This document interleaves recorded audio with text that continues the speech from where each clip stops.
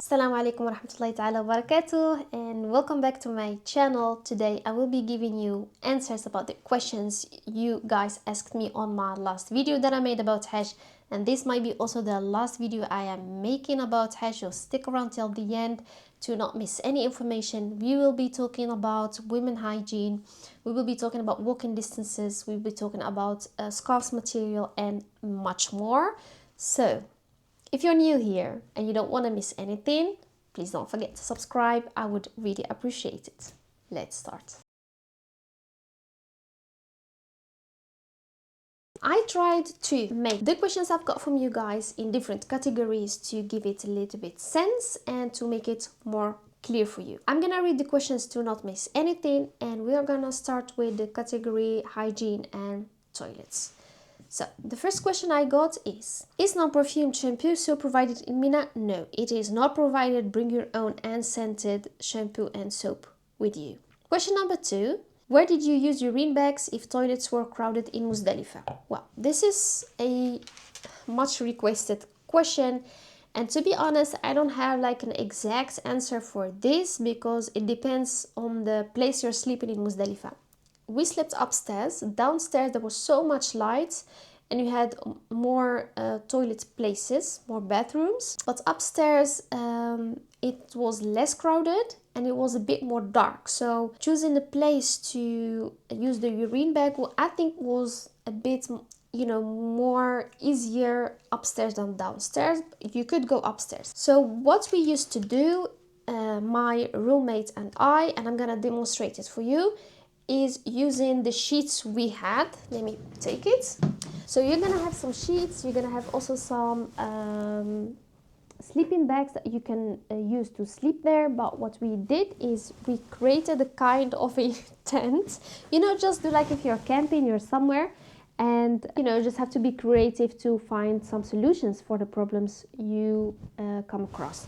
So we used our sheets, and this is a big one. We had, of course, ours was not that big, so we tied 2 sheets together with some sleeping bags, and then you just take it like this. As you can see, it can be big if you tie it, and then you wrap it around. And of course, my friend or my roommate, she was outside, I was inside, and then we changed places. Then you close it, you go like this, you cover yourself, and you stand. Of course she's gonna take it for you. If you go with your husband can cover you as well, but my husband was sleeping, so I did it with my roommate. So what you do is you just cover yourself all the way up, you go down, you use the urine bag, and you're done. So I don't think that you can find a better solution than this. What you could do is, for example, asking a coach driver to go inside the coach, because the coaches, you would stay there overnight, don't go to a parking place, or you go inside or you go behind it, because in Muzdalifah it's just this very open place, there are no buildings, nothing. But you could get creative and or do what I did, or ask a coach driver if you could go inside and use the urine bag. Now the next questions has to do also with this, and I am going to read it. Okay, how did you clean yourself after using the urine bag? Because of course you have to clean yourself with water, and then I already talked about this in my Hajj packing list. This is a must-have. This is very good. So you have them in different shapes and size. This is a big towel, it's a compressed towel, and this is a small one. Let me take the towel so I don't make here everything wet. I'm gonna use the big one so you can see how big it is. It looks very small, it's very light. Then you have a bottle of water. You just pour water on it.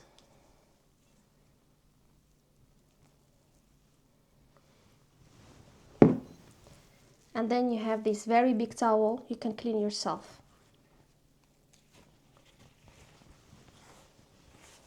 See? And the water does also stays inside. So you could clean yourself with these. These are like a must-have. You can use them for many things. I remember that I used them also to keep my head a bit cool, like this.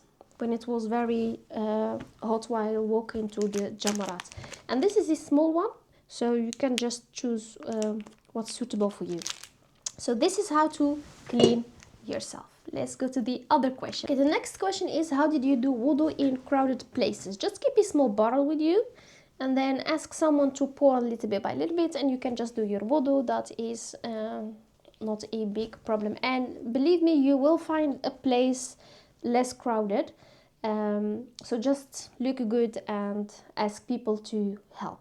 I mean, Hajj is also about helping each other. So what I didn't mention also is, instead of using these compressed towels, you could take with you these. I found this to be a bit heavy to take with you from Mina to Arafat, and then from Arafat to Muzdalifah. They weigh quite a lot, and you have other things with you, of course. But this is also an option to clean yourself. These are baby wipes, and of course they are unscented, so make sure that they have no perfume. And I still have these from Hajj. I took two with me and I barely used them. I just found these to be more practical, to be honest, and these are less wet. Yeah, but you could use them.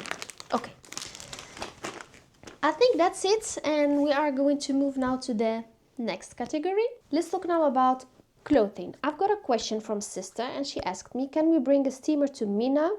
Are there plugs? Yes, you can bring a steamer to Mina. There are enough plugs. As I said in my other video, I showed a picture of the tent I stayed in the Mina camp in Maisim, and we had like between 2-3 beds. We had one electricity outlet, I think 2 beds, so there is enough, so you can take your steamer. It's not a problem. I myself didn't take it with me to the Mina camp because I used to go back from Jamarat to my hotel, wash my clothes, steam everything, and then go back to my Mina. But if you stay in Mina, you can just take it and you can steam your clothes. It's totally fine. Which scarves did you use? I've got also this question from a sister, and most of the scarves I took with me are from this material. I don't know how it's called, to be honest, but it's very thin. It's cotton. I think it's, I don't know, maybe bamboo stretch, jersey stretch. I found this to be like very light and very breathable. But you have also other kind of scarves that you could take with you. I also took with me this kind of scarf, and I think I just only took 1 or 2 from these, not a lot. This is here in Holland now very popular, and it's very stretchy. Maybe it's a see-through. No, it's not a see-through, but if I stretch it, could be, no, it's not a see-through. So this is also a good choice, but I found them to be a bit heavy to take with me everywhere, so I just took 1 of these. The best scarves you can take with you is this kind of scarves. I don't know how they are called. I've bought them from a Turkish brand. It's called Fresh Scarves, and they don't have these just in one color. It's all patterned, but these are very light. Look, I can just put it in one hand. It's much lighter than this, much breathable than this as well, but these two would do very fine. So if you could find something like this, I don't know if you can see the kind of material. This is the best material you can take with you. I wear this in the summertime, it's like I'm wearing nothing on my head. This is very good. But if you don't find this would do the job. So these are the type of scarves I took with me, and don't take a lot. I think maybe 4 scarves would be more than enough. The next question is, what did you use to sleep in Muzdalifah? Now, as I said and showed in my other video, when you arrive in Muzdalifah, in this very big open area, there are carpets laid on the ground already. There is a kind of a sleeping bag, you have a pillow, and as I said, we could take things from Arafah with us. It was allowed if we could carry it. So yes, we just used what we had, but my husband and I had also an extra inflatable mattress that we used, and it was, to be honest, fine to could have a 2 hours of good sleep. Okay, so let's talk about footwear and walking. I've got so many questions about the kind of footwear I used and about the distances I used to walk. These 2 questions came many times in different videos that I posted about Hajj. So if you didn't see these videos, I would advise you to go and check it, because I gave more details there. I'm just gonna do it here again very briefly. So footwear. If you are planning to do a lot of walking, and if you are staying in Mu'aysin camp, you will have to walk from Mina to Jamarat, and it's, you know, I'm gonna do demonstration hereafter. It's like between 40 and 1 hour. It's hot and it's crowded, so you need to have good footwear. What I used is, let me see if I have it here. Yes, these are kind of hiking sandals. They are from the brand Merrell. You can see the brand. And these are very good shoes. Please invest in good shoes. Don't be greedy. This will be a lifesaver. I mean, I walked in these for miles and miles, and I didn't get any foot pain, alhamdulillah. And they are open. Of course, I used them with some socks, and I would advise you also to use socks. Please don't use them on open feet, because your feet could also get damaged from the heat and you could have blisters. So socks did also protect my skin. So I use these two for the long distances. And for the Mina camp, you can use any plastic sandals. I just happen to have these home. These are a Birkenstock plastic. So you can use this in the Mina camp. And you can also use this walking from your hotel to the Haram to pray, to do the Salat there. But I had another one. I showed this also in my other video, so go and check that. So this is about footwear. About the distances, I made another video to make a demonstration. I'm gonna show it right now. So my only advice is to pin your very own location, so not mine, obviously, and to download also the offline maps in case the internet one of the days just doesn't work. It did work always, but just to be very good prepared. So let's start with my hotel in Lima, Al-Fadiyah in Aziziyah, because that's where we started our Hajj journey. So we came from Jeddah with bus to Mecca, and then we went to our hotel in Aziziyah. We had a shifting package, and after the Hajj ended, we went to our Hilton hotel in Mecca, very nearby Al-Kaaba, alhamdulillah. So let's do the first walking distance, and the first walking distance is between what did I do a lot? Let's do Jamarat and hotel. So I'm gonna do my Jamarat, and we always ended on the third floor. I don't know how, but we always ended there. So from Jamarat to my hotel in Aziziyah, it's 50 minutes of walk. It's 4 kilometers, but it depends on which road you take, which road is open. It depends on the crowd, it depends on the heat. So you just need to be prepared that it could be more than 50 minutes. We used to walk between 50 and 1 hour, but I don't think more than 1 hour. But 1 hour in very hot weather could seem like days. So be prepared, take enough water with you. And you know, when you arrive in Aziziyah, you have so many stores you can buy water, but the way almost like 20 minutes before you arrive in Aziziyah, that you take the tunnels and the roads of Jamarat, you could not find everywhere water taps. So just be prepared and take enough cold water with you. So that's the first road from Jamarat to my hotel in Aziziyah. Let's now do from otherwise to see if it's the same walking distance and time. Yes, it's almost the same, and again it depends on which road is open. We did this just once. The one time we did the Jamarat starting from our hotel in Lima Al-Fadiyah was on the day that we did Tawaf al-Ifada, and it was the 11th of Dhul Hijjah. So we went very early in the morning. We did Tawaf al-Ifada, and we went back to our hotel in Aziziyah, and from there we went to do Jamarat, and from Jamarat we went back to our Mina. That's the only time we started from our hotel in Lima al-Fuddiya. Let's now do from my hotel in Lima al-Fuddiya to my camp in Mina. And I did also pin this one for you guys, so you can check it with the distance from your own hotel. Mina is here, yes.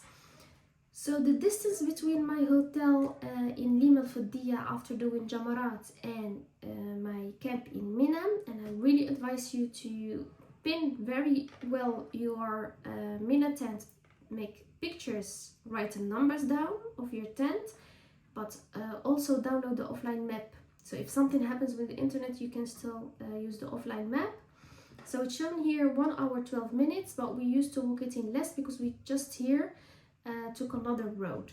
So we didn't turn left, we just went all the way straight. So this is one distance. Let's now do it otherwise. So this is from Mina to our hotel, and we didn't do this, I think, but it just shows you that there are different roads and it's now less time, and you can really, you cannot rely on this because you don't know on that day which road is open. But most of the time the road from Mina to from the hotel to Mina was always open, but from Jamarat to our hotel Aziziyah, that was every time different. So these are the main distances we used to walk. We could try between Mina and Jamarat as well. So let's do Jamarat. So from my Mina camp to Jamarat is 56 minutes, and I think it's not realistic. This is like with no crowd, with no heat, nothing. I think you will be walking for 1 hour, and if you're lucky, it could be 50 minutes. It's 4 kilometers, and it depends again on the road and where your camp is located. So my camp was like really nearby the main street, so we could really go out of the Mina camp very, very quickly. These are the main distances we used to walk. And just want to try with you another hotel that I found here, and it's called Afra Hotel. So I'm gonna do from Jamarat to Afra. Aziziyah is very big, so you just need to make yourself a decision if you want to do this walking or not. So from Jamarat to this hotel is less time. It's 37 minutes. It's 3 kilometers. So that's, this you can do. But again, it depends on if you want to do it alone, if you're going with your husband, brother, father, if you want to stick with your group. Because if you're sticking with your group, they are not going back to hotel. They all go back to the camp in Mina. So just make a decision for yourself what you want to do.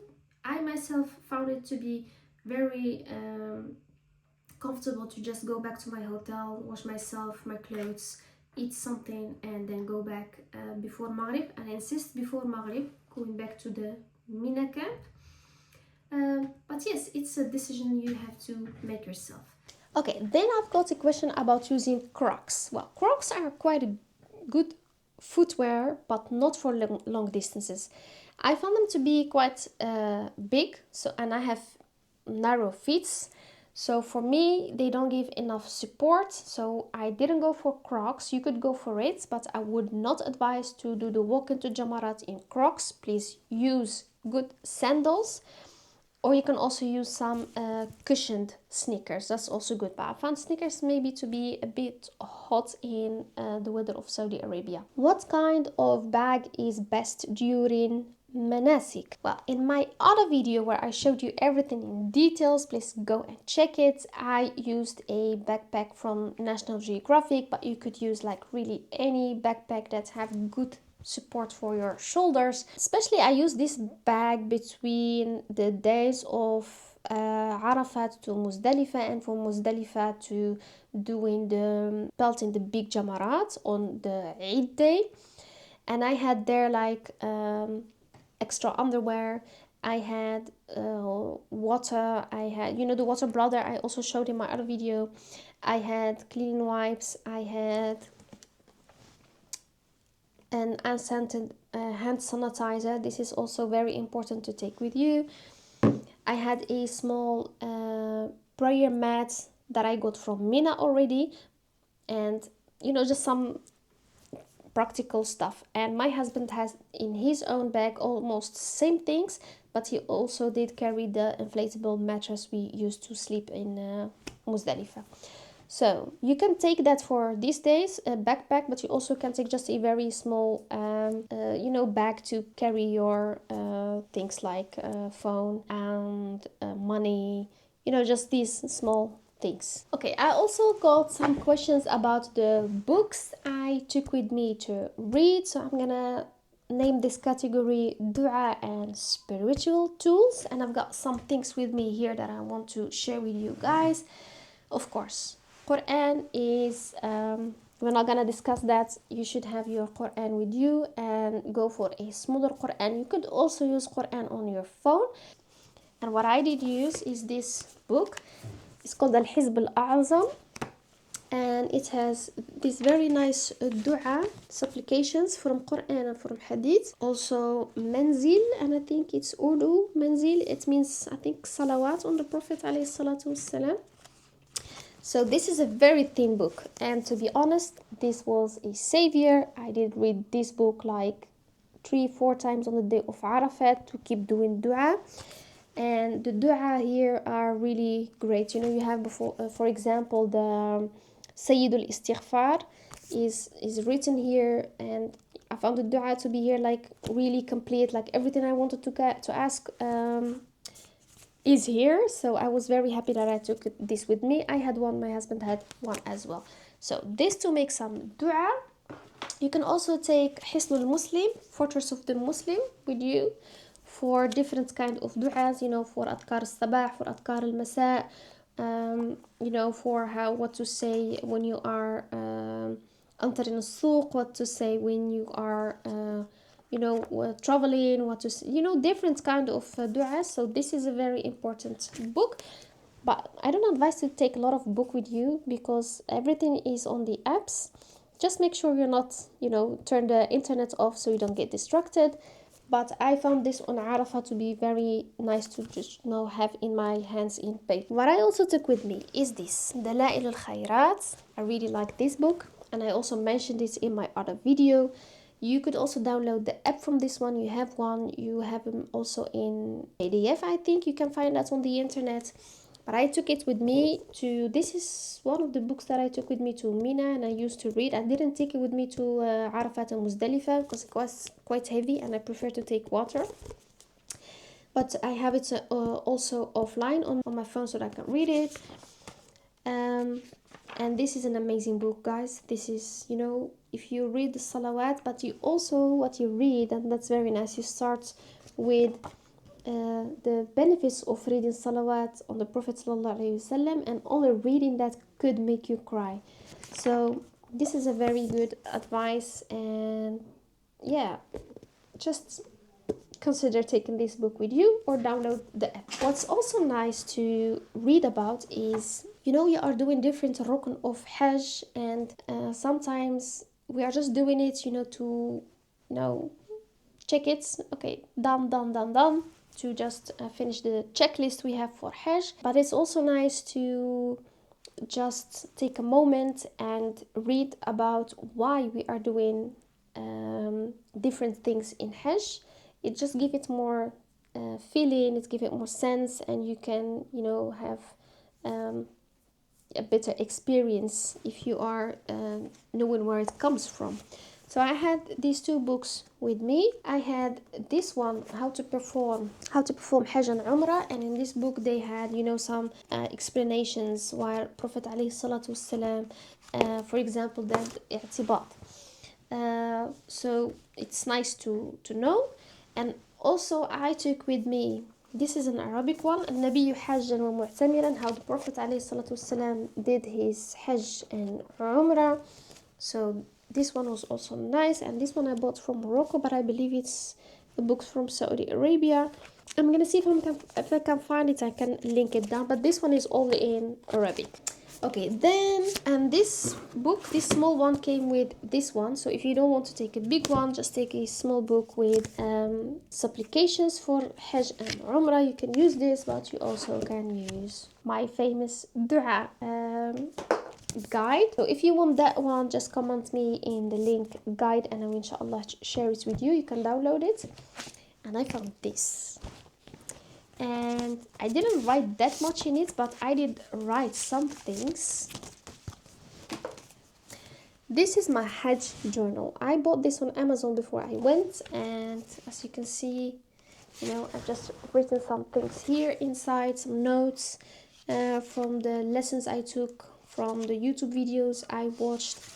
I also had some dua requests from family and friends that I also did write down. It's also divided. It's also divided in you know, the different Hajj days, so you can write down. I didn't write that much, to be honest, because I was very busy, but I did write some things. Yes, what I also had here, you know, historical places to visit, some recommendations, and the advice and tips that I wrote down. Oh, it's nice to look at this. Actually, I didn't open this since Hajj, so I'm guys actually thankful for you that you're asking me making such videos, because now I came across things that, oh, that was really nice to do.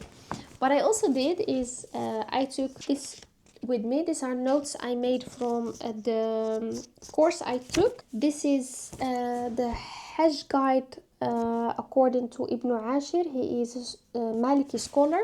Okay, one more question. Any apps that help? Yes, there are different apps that could help, and the first one is Nusuk. It's gonna give you explanations about Hajj. It's gonna show you the prayer times. It's gonna show you which imams are praying in Al-Haram al-Makki or Al-Haram al-Nabawi or Haram Nabawi, and then it's gonna also show you the Q&As. It's gonna, you know, different things in the application, so I would really advise you to do that. And of course your Hajj visa is in the app as well. Then I went with Duyuf al-Bayt, and Duyuf al-Bayt, they had their own application. You need to download it and to register. I don't remember how, but I think I used my passport number and other things. So I downloaded, I registered, and I could see all the hotels where I am staying, but also I could see the kind of rooms they gave me. What snacks did you bring? I did bring with me from the Netherlands some self-made protein bars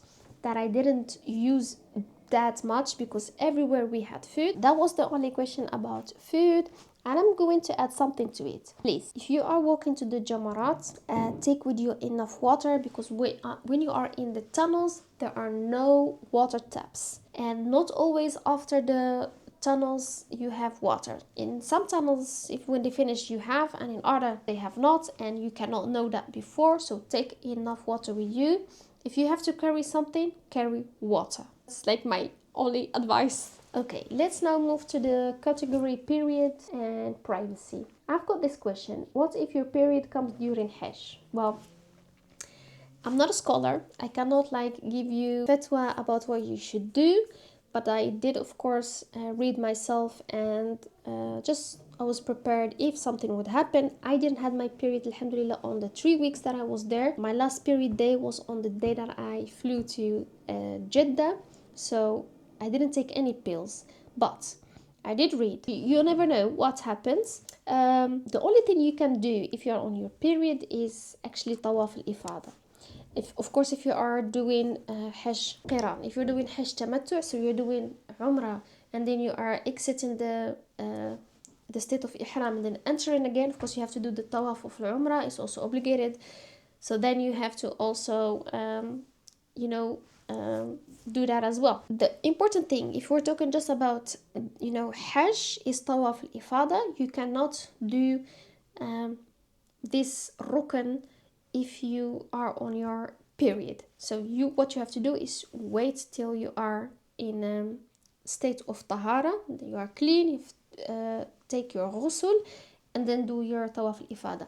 And so many people are very afraid of missing this rukn, especially women, because they think that you only can do it on, you know, some special days. What you can do on day 10, on day 11, and on day 12, and even on day 13. You don't have to do it on day of Eid. It is maybe recommended, but many other people say for your health, it is better to delay it a little bit. And I did on day 11 with my husband because we were very tired after the night of Muzdalifah and pelting the big Jamarat. So you could also just, and you have a udhr shar'i, you know, you are excused. You have an excuse from our religion. So just wait till you are clean and then go do your tawaf al-ifada. Then I have a question about the privacy in the tents in Mina. Was there enough privacy in the tents? No. As you saw in my other video, I showed a small video about how the tents looked like. You know, it's especially in Mu'aysim, like the beds are really next to each other, so you don't have any privacy. What I would advise is just make friends, so you know, to feel comfortable around the people sleeping next to you. I think we've covered now everything in this category, and I'm gonna go now to logistics and safety. I had a question: how did you store valuables and how did you pay in Saudi? Well, I would advise you to not take any gold with you. As a roommate of mine lost her bracelet, it was not stolen, but she just fell and she didn't pay attention to it. So that could happen, and that's, of course, not nice. So just don't bring any gold with you. The only thing I brought with me, I think, my ring, watch, just to look at the time. In Saudi Arabia, you can almost pay everywhere with cards. And I advise you, I don't know if you have time to do this, and maybe you have done it, to buy this card, Revolut. Well, this is free. You don't have to pay nothing for this, like really nothing for this. This is a debit card, so you have to put money in it, and then you can use it as a credit card as well. So this allows you to exchange euros, pounds, I don't know what other currencies, to other currencies. So I used to exchange it to Riyal. Let me show you on my phone how it looks like. It's a well-known bank, I think, and it's for free, so that makes it nice, and it gives you very good rates. You can withdraw money for free, for, you know, free of charge. And with this one, with the standard, you can withdraw, I think, 200 euros a month, and with this one, I think 400 euros a month. So it looks like this. I have now on this bank 15 euros. I don't use this a lot, just when I'm traveling. And as you can see, I have different currencies. This is Moroccan dirham, and this is Riyal, this is Turkish lira, you know. So this is, and I also have accounts for my kids here. So if I would now want to exchange, I would just enter the amount I want to exchange in Riyal. I'm gonna do a demonstration. Okay, so what you should do is have, of course, some euros, and then you say I want to exchange money, and I'm gonna exchange to Riyal. Let's look up for the Riyal. Yes. So I'm gonna, for example, do 5 euros, and 5 euros is going to give me 21 Riyal, and the rate is 4.22, and I think is the best rate they have. Let's just exchange one because I don't need this money now. And okay, 4.22. I'm gonna review the order, sell euros to, yes, and as you can see, I'm gonna go to my account in Riyal, and it's right over there. So this is very easy to use. So I'd really advise you to use this this app to not carry a lot of cash with you. You can pay with no limits, I think, with card, and withdraw only 200 euros with this one and 400 with the premium one. I am a small YouTuber. I'm not making any you know, sponsors or whatever. This is just really an advice from me to you guys. So this is like really good, not only for Saudi Arabia, this is good for you know, so many countries if you do travel a lot. Okay, how to not get lost in Mina or in Jamarat? Well, for Jamarat it's very easy because you just follow the people, follow the signs, follow the police, what they say, and then you just get there. And to not get lost in Mina, pin your place, make pictures of your tent, and there are numbers there, the different numbers on your tent. Make sure you make picture or write it down if your phone dies, so you have a backup. How did you charge your phone? Well, many people advised me before I went to Hajj to buy a solar power bank, but I did not because I already had just a normal one home, but quite a good one. And to be honest, if I did bought the solar one, I would have used it that much because we had enough electricity outlets, and I didn't even use it that much because I charged my phone just the normal way, and the only time I used the power bank was when I took it with me to Arafat and to Muzdalifah, and my husband and I just shared one. So if you just buy one good, it could work for 3-4 people even.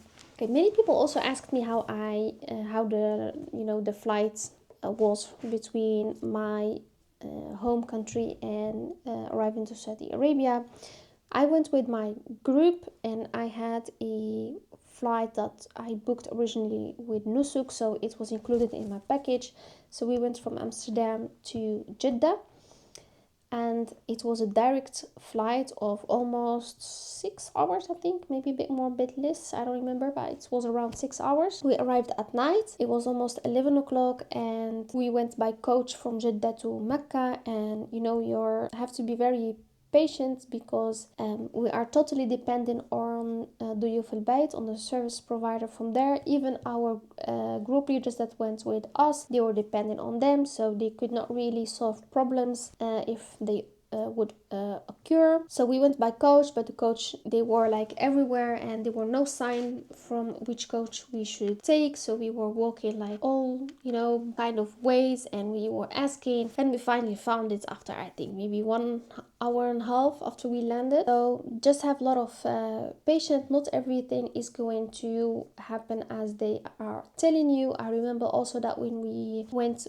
I did the Hajj Tamattu, so we came like 2 days before Hajj, and then we went on the day we arrived. The next morning we went to do Umrah. Then we did our Umrah, but they told us that we would go in the morning, but they had no coach, so they just sent the coach like I think around Salat al-Dhuhr, Asr, I don't remember exactly. Then we did our Umrah, and then on the way back they had to send us a coach because we didn't have a hotel nearby the the Kaaba, so we had to go back to Aziziyah. But the coach was like so much late. We waited like maybe 4 or 5 hours. He was like, okay, sabr, sabr, sabr, ya Allah. So we just you have to have patience, and you know, these things, as you can see me laughing now, you're gonna laugh after, but at that moment you have to have really a lot of sabr. And if I think, you know, back about all the things that happened and all the waitings and all the things that went wrong, it's actually, it made the experience very nice, to be honest. If everything goes good, I mean, there is no experience, right? So yes, alhamdulillah, it was very nice, and I wish you guys, inshallah, everything go very smooth, very easy, not so much difficulties. Just trust in Allah subhanahu wa ta'ala, have a lot of patience, and may Allah subhanahu wa ta'ala reward everyone that's going to Hajj with a Hajj Mabrur. Don't forget me in your dua, and if you like this video, subscribe and hit the like button, and maybe till another video, inshallah. Assalamu alaikum.